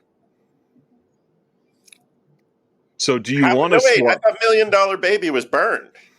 He needs to choose one to go back in the list lower, though. So if you are more passionate about one of those other titles, you're basically swapping the place of something that was already incinerated. You both just mentioned titles that have already been incinerated. So we each get a point now. Because that film about the money and the child does not exist anymore, Ryan. Correct. Although he could resurrect it if he really wanted to. It exists for me, actually, because I saw it opening weekend. So I'm still a little. Yeah, the rules of this game are just. It's just. It is like trying to play Arkham Horror with yes. It's just fucking ridiculous. Victory. Craig, I understand that I can resurrect a film. I don't understand the second part of the. What are the only films that he can choose from that are left? Dirty Harry, Outlaw Josie Wales, Unforgiven. Any of those three, if you like something else that's already been incinerated more than those three, you can swap places. Ooh. Dirty Harry. What were the three? Outlaw Josie Wales and Unforgiven. I thought all three of those were gone. They were safe because of In Good Consciences, but now they are on the table for you to swap out with something that's already been incinerated.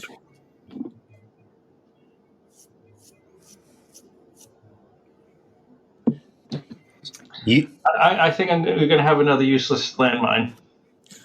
Yeah, there you go. Craig can't do it. Craig can't sacrifice. Craig can't sacrifice. Well, you know, I was gonna throw another wrench in, but I think we've had enough wrenches on this pick. So you know what? A long turn.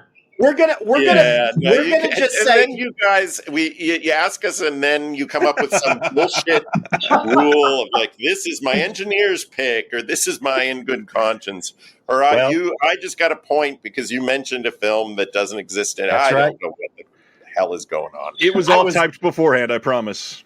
Okay, here it is. Then it's safe. It's official. The number 6 position. We are officially saying farewell to the Outlaw Josie Wales, which means we are now in the top 5, which means all titles are now back on the table. Every title is eligible in the top 5, and we are officially back over to Dennis for the first incineration of the top 5. I'm not shocked. I will not be shocked at what he sends.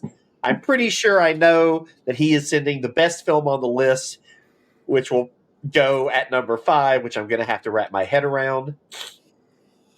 So it's Dirty Harry, High Plains Drifter, Perfect World, Good, the Bad, and the Ugly, Unforgiven. Yeah, well, there's one there that's not like the other. One of these things is not like the others, and it's because you have. I hate that we're getting rid of Unforgiven so because early. You have listeners with some really questionable taste here.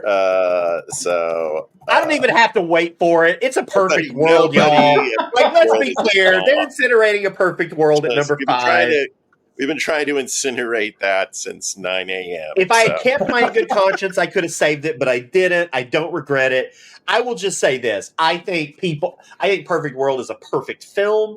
I think Clint Eastwood is terrific. I think it's some of his best directing he's ever done. I think it's one of Kevin Costner's best performances ever.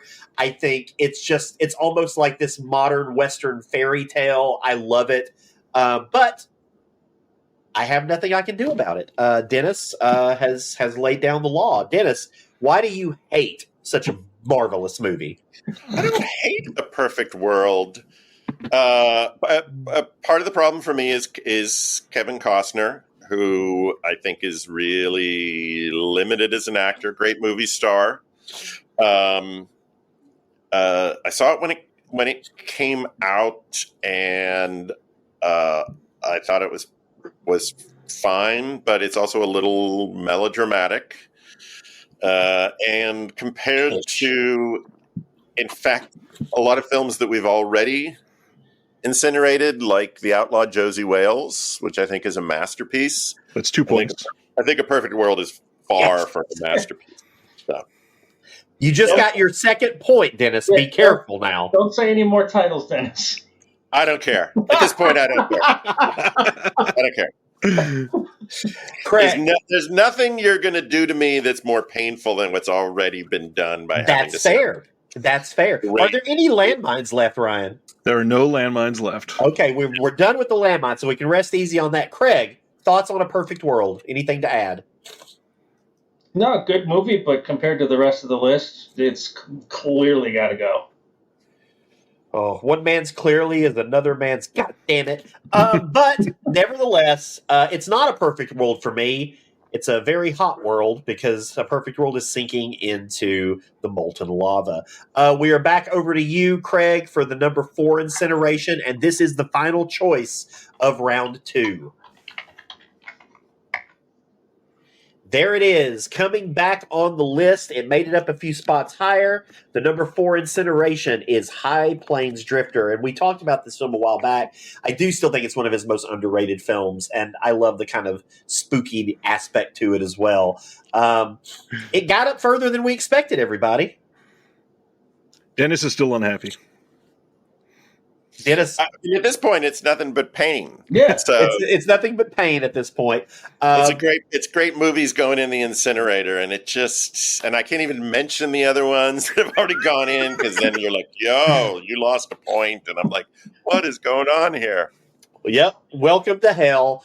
Incinerating at number 4, a film we talked about a while back, the beloved High Plains Drifter. Now, we are in the top 3 territory. Cuts 3 and 2 will be incinerated for everyone, including all of us, but preserved for future generations, meaning anyone who saw the film before the episode recorded will have their memory wiped, while everyone who had not seen it until after the recording still has a chance. So we're doing it for the children, everybody. We're doing it for the children.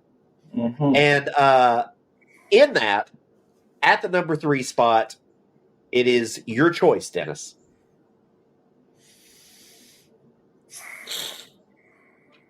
Can we go back to incinerating Jeff Daniels movies?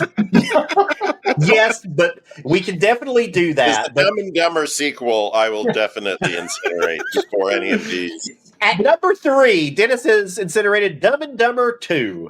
Yes. Spelled T-O. T-O. Yeah, So T-O. there are 3 choices here. There's Unforgiven, The Good, The Bad, and The Ugly, and Dirty Harry. All righty. And he's sending me the pick. I'm sending my pick. At number 3, Dennis has played Ace Ventura, Pet Detective. There we go. Incinerated it. Bye-bye. Bye-bye, Ace Ventura. But we will incinerate Ace Ventura alongside your actual pick. Sorry, Jim Carrey. Yeah, no, that's gone. No, I think my hands refuse to. Well, you found a loophole. Words you want them to type, which is I'm going to incinerate either Dirty Harry, The Good, the Bad, and the Ugly, and the Unforgiven, or Unforgiven, I should say. And I just my body won't obey. So I guess I'll have to type it in for you then. Oh yeah, I guess you'd have to relinquish it to Ryan then. No, I don't want to do that either because he's not a Clint Eastwood fan. So it doesn't actually hurt him to incinerate any of these. Oh, Jesus Christ. That I would even do this is so fucked up. Here we go. There it is. Yeah, no, it's wrong.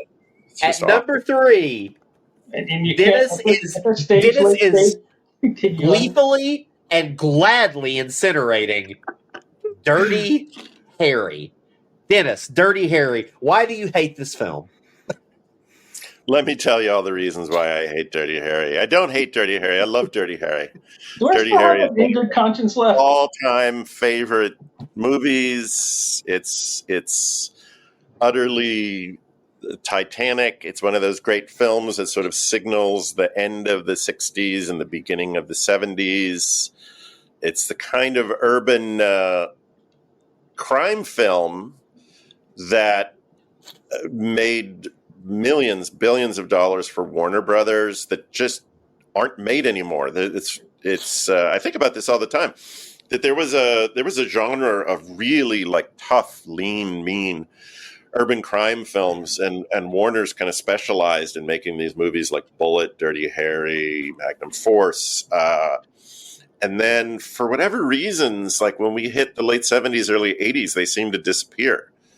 And it's brilliantly shot, widescreen CinemaScope cinematography. Eastwood's, performance as Harry Callahan, the iconic, I can tell what you're thinking, punk. 85 shots or only 5. I mean, everything about it is so iconic. Andy Robinson's, Lalo Schifrin's score. Yeah, the score is incredible. You just go to YouTube and pull up the theme, Dirty Harry, opening theme. It's fantastic. It's like this jazz funk, like it just mishmash. It's brilliant. Oh yeah, and the way Don Siegel used San Francisco, which he'd made some other great films in San Francisco. The Lineup, which was a really tough, mean heist film, crime film he made in the 50s. Black and white noir is great, but I don't know that anyone ever used San Francisco and the landscape of the city as brilliantly as Siegel did in Dirty Harry. And the other thing to keep in mind that's kind of mind-blowing is this film is about the Zodiac Killer, and it came out while they were still hunting the Zodiac Killer. Like, it wasn't like years afterwards, like, oh, this will make a good story. It was like, no, it was happening then. I made a snide comment earlier about it being an okay action film. I was obviously joking about that. That wasn't a serious comment. I do love Dirty Harry. I mean, this is a film I probably watched 1,000 times with my dad as a kid. This and this, and then what's the other? I mean, all of those films, the Harry films.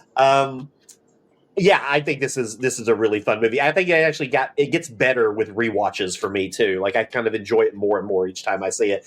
And I don't know that this is, if you were to say, like, list your favorite Clint Eastwood performances, I don't know that this would be one of them for me. I think he does better work in some of the other Harry films than he does here, just as an actor. But this is the film of that series. I mean, this is the one. Ryan, do you hate this one like you hate every Clint Eastwood film? No, this was the one that God, tell me you've seen this one. This was the one I protected because I adore the score primarily. As somebody that grew up on jazz and everything, this is a remarkable piece just of music. Everything about this is the Schifrin score is incredible. Like incredible score. Yeah, it's great. It's a great film, and unfortunately, it's going to be incinerated for all of us. Stop that. But it is saved for the kids. Was one of the great American directors of his era. Dirty Harry is arguably like maybe his greatest film. And now you're going to throw it in the incinerator. Like, this is an evil podcast. But we're saving it for the children. Let's be honest, too, Dennis. You threw it into the incinerator. Yes. Let's be clear. For everybody listening, Dennis Bartok is the one who incinerated Dirty Harry. Yeah. Just so it's all out there. And speaking of incinerating Dirty Harry, it's done. It's gone. It is now no longer in our memory. Craig, you got a weighty decision here because there are 2 titles left. So you are ostensibly choosing the number 1 film, the film that is safe from all of this madness. And your choices are Unforgiven and The Good, the Bad, and the Ugly. You want me to type in the one I'm incinerating, though? Type in the one you're incinerating. As the knight says in The Last Crusade, choose wisely, not poorly. Okay? I'm very... There is only one reason I'm picking this one. So this is the film that he is incinerating. It is the wrong choice, but it is the choice nevertheless. And he is right. This word also will serve as the way I will feel about Craig moving forward. At number 2, this is Craig how I feel about this podcast at this point. Craig is incinerating quite possibly the greatest Western ever made, Unforgiven. Let me explain myself. Thank God I didn't have to write that in there. I know.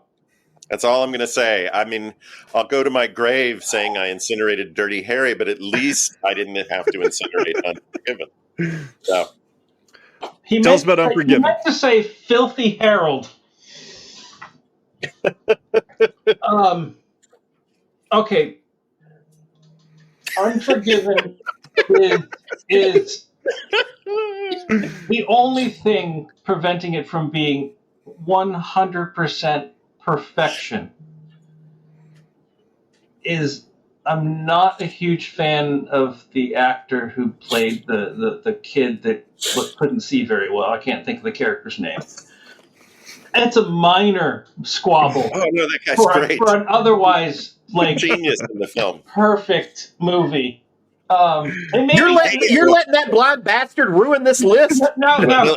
Well, he had it coming. Fair, kid. I found him annoying, and I guess that was the character's point. It's he's fantastic. Kind of annoying. Are you gonna kill me now? Kill you? Hell, you're the only friend I got. But the kid's fantastic. The pigs, the sick pigs in the beginning. All right, I think they were faking it. Maybe. And also, on the other side of the reason is I don't have a single solitary issue with a single frame of The Good, the Bad, and the Ugly. It is one of the most iconic scores in film history, with a cast and story it's just a perfect goddamn movie. I watched it recently with a friend of mine who'd never seen it before, and we were watching it, and I'd seen it a dozen times already, and as we're watching it, knowing I'm watching it with someone who'd never seen it before, I'm kind of extra analyzing it as I'm watching, and I'm realizing it's a perfect friggin' movie. And after it was over, my friend was just like, mind was blown, because being the youngster he is, he knew the music from the Old Spice commercials. Or no, it wasn't Old Spice. It was some commercial for something on TV, and he's like, I knew that music, and I'm like, yeah, it's from this. Okay, I'm gonna make a counter. I'm gonna play devil's advocate here, Craig. And I absolutely love Good, the Bad, and the Ugly, and I'm not gonna incinerate that one either. I think it's one of the greatest films ever made. But I will say that the scenes they added in the extended version are kind of dull and extraneous. Oh yeah, no, they're unnecessary.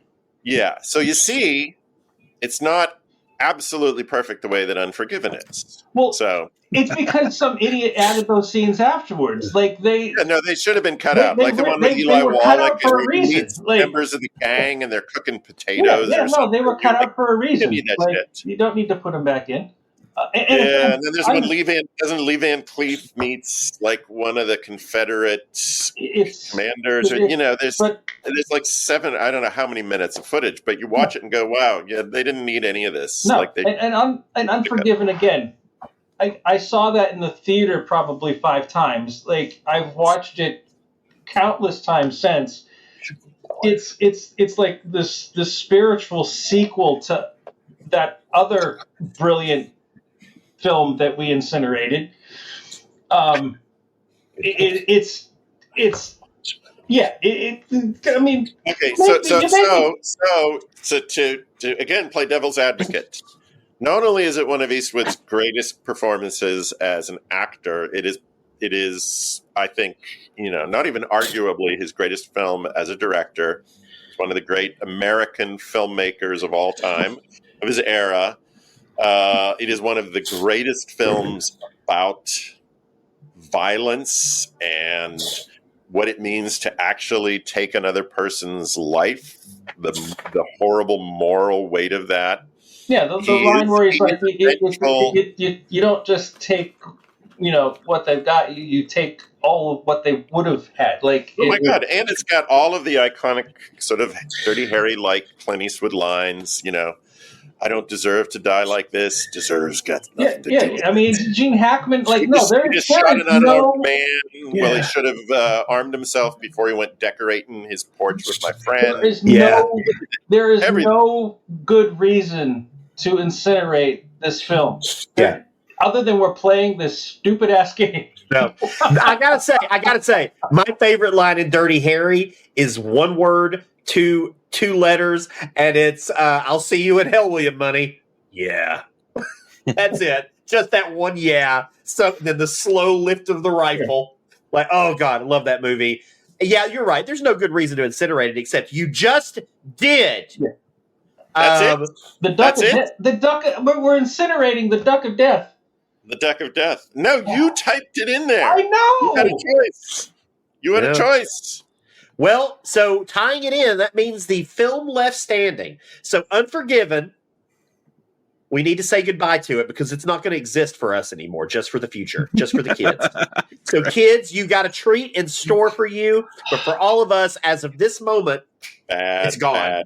Bad so that people. means the last film standing is my favorite of this particular trilogy. So that's good, which is the good, the bad, and the ugly. All words I have been called multiple times over my life. We talked a little bit about it. Like I said, not the biggest fan of spaghetti westerns, but this one is my favorite of the three. It's the one I've seen the most. I think it's the most substantial too.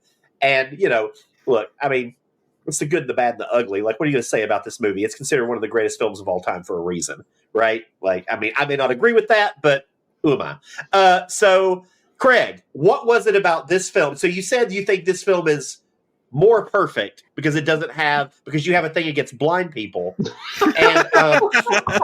And so tell us, are there no blind people in the good, bad, and the ugly? Surely there's someone shaking a tin can somewhere. I mean, there's more defending any of what we've just done. He's speechless. You made him incinerate. There's really no defending anything that we've just done. Like, I feel filthy. Like, this was just such a bad idea. Yeah. Ever since Outlaw Josie Wales went in the incinerator, it's just and he can't help himself. That's 3 points, technically. That's 3 points, but we're already past the number one spot, so there's really no penalty we can give you. So you found the loophole. We did it, everybody. We got through it. No. We were dragged. Everyone get to the end of this show and feel good.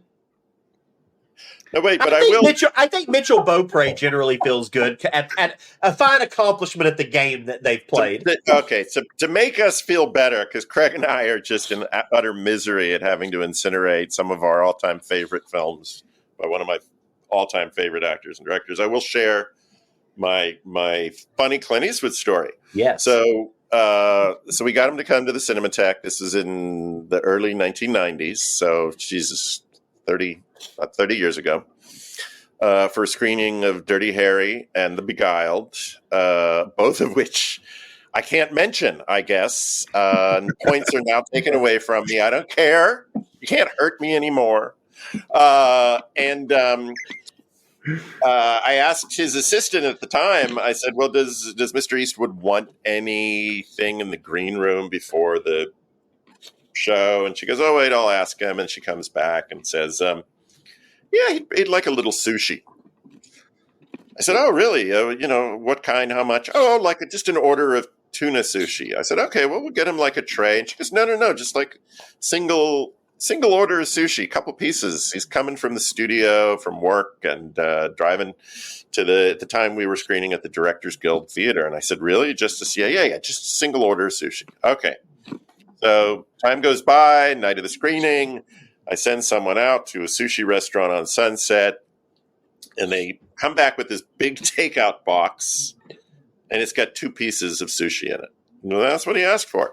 So we're all sitting in the green room, and of course I'm like, sweating bullets. I'm meeting one of, my all-time heroes, Clint Eastwood, talking about Don Siegel. And then I go, oh, Mr. Eastwood, we have a little snack for you. Your office said you'd like some sushi.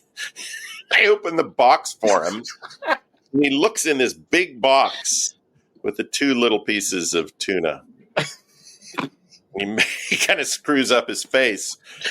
And then he turns to the rest of us holding the box open going, would anyone like some sushi? And it was genius. We don't care. He must have thought that this was a joke, that we'd eaten the rest of the sushi. I don't know what, but that was my introduction to meeting Clint Eastwood. I insulted him with 2 pieces of sushi. I just love the idea of him walking off the set of Unforgiven in his William Money costume, walking over to craft services and grabbing some tuna sushi before he runs back on set. Yep. Wow. Well, Dennis, Craig, as painful as it was, we got through it. And there's only one Clint Eastwood film that is going to remain, because what you don't know is that right now we're going to incinerate every other Clint Eastwood film that did not make this list from existence. So if it didn't make this list in any way, shape, or form, it's gone.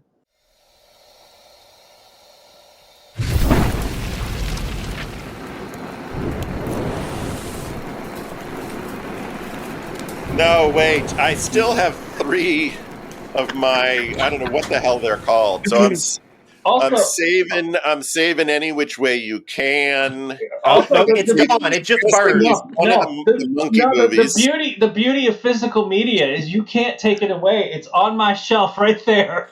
I'm saving Coogan's Bluff, and damn it, I'm saving 2 mules for Sister Sarah.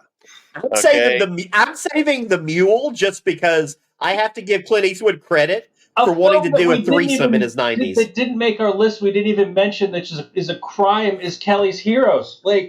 Oh, Jesus. I have the Blu-rays, the set of Kelly's Heroes and Where Eagles Dare.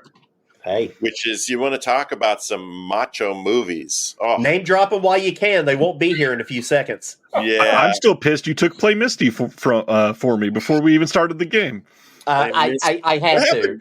What happened? Why did Play Misty for me not make it onto the list? Because I put it was based on what was sent. It wasn't quite the one that should have been there. Oh, I see. Okay.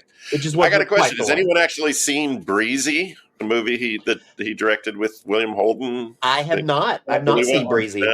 It's one of those outliers. I still have not actually watched Breezy. White Hunter, Black Heart, The Rookie. Maybe not so much The Rookie. Maybe not The Rookie, huh? I really liked White Hunter, Black Heart, but he's doing such a weird John Huston impersonation in the film. Yeah. And he's I wish he just played it straight. Yeah. He's so animated. Like, seeing Clint Eastwood that animated is a little jarring. I do remember liking the film though. Yeah. Well, there we have it, everybody. Tightrope. There's, where's the one where he has to go steal the high-tech Russian jet fighter? Oh yeah, Firefox. Oh yeah, Firefox. Yeah, I love Firefox. That. Jesus Christ! Oh no, it's incinerated now. Every time you name it, if you name it gets incinerated. Bronco Billy, incinerated. What are you doing? What are you doing? You name it, it's incinerated. Firefox is brilliant, and at the time, the special effects were amazing. Well, right now those special effects are burning. They're incinerated. Everybody, thank you so much for indulging us in this descent into madness and hell. So now that every single Clint Eastwood film has been damaged or incinerated, except for the good, the bad, and the ugly. It's all ugly. There's no good. There's no bad. It's just plain ugly from here on in. I want to thank Dennis and Craig from Deaf Crocodile for subjecting themselves to this Saturday morning madness. and they have nothing to say. They're depleted. Of their soul has left their souls have left their bodies. No, I feel like we're supposed to say thank you for having us, but it doesn't I feel incinerated right. Dirty Harry, and he incinerated Unforgiven, which don't exist anymore apparently for anyone. But They don't. No, these are sins on our soul, right? They will weigh heavy upon us. What you've made us do here today. Billy Ray, I'm a master of reading lips. Craig said, "Fuck you for having us." Oh, wonderful! I'm glad that you can. I'm glad that you can read lips. I'm glad that you can. Okay. Oh no, we had a great time. Thank you so much for having us on here. My hope is that as painful as it is, it's still better than having like chronic diarrhea. That's my hope. Is it's at least better than having chronic diarrhea. Okay, I didn't use any three of my. I don't know what were they. In good consciences. In good conscience. So in good conscience, do you just make these rules up? You gotta tell me. Not anymore. Not anymore. We've got a set rules. We've got set rules now. What you just experienced was the most organized show we've ever had. Then really, oh Jesus Christ! I feel So- bad for the next poor suckers who come on this show. We'll be back in a couple weeks with another episode of The Incinerator. Please rate and review us on Apple Podcasts and Spotify and all the places that allow you to do that. You can follow us on Twitter at IncineratorPod and wherever you find your podcasts. Gentlemen, thank you so much. Thanks for having us. It was painful fun. Painful fun is exactly what we're going for. Ryan, any parting words? I felt awful watching two people I respect go through that much turmoil. I think we may name this episode "The Good, the Bad, and the Lamenting." This is the S&M of podcasts. The good, the bad, and the very, very sorry. No, we really made a mistake picking someone whose movies we love. We should have picked somebody who's like, we don't give a. Yuva Bowl's out there. Why not Yuva Bowl? The Incinerator podcast is hosted by me, Billy Ray Bruton, and co-hosted and produced by Ryan Verrill. Hi, Ryan. Theme song by Dan Sugimoto. You can find him at twitch.tv/The Millennial Piano Man. So until next time, stay hot, kids.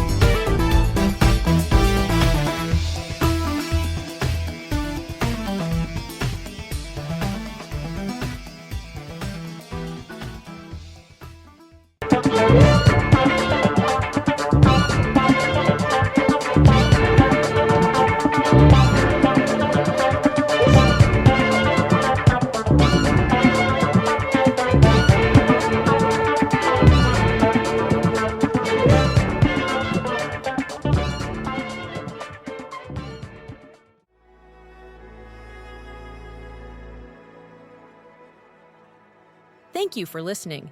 To hear more shows from the Someone's Favorite Productions podcast network, please select the link in the description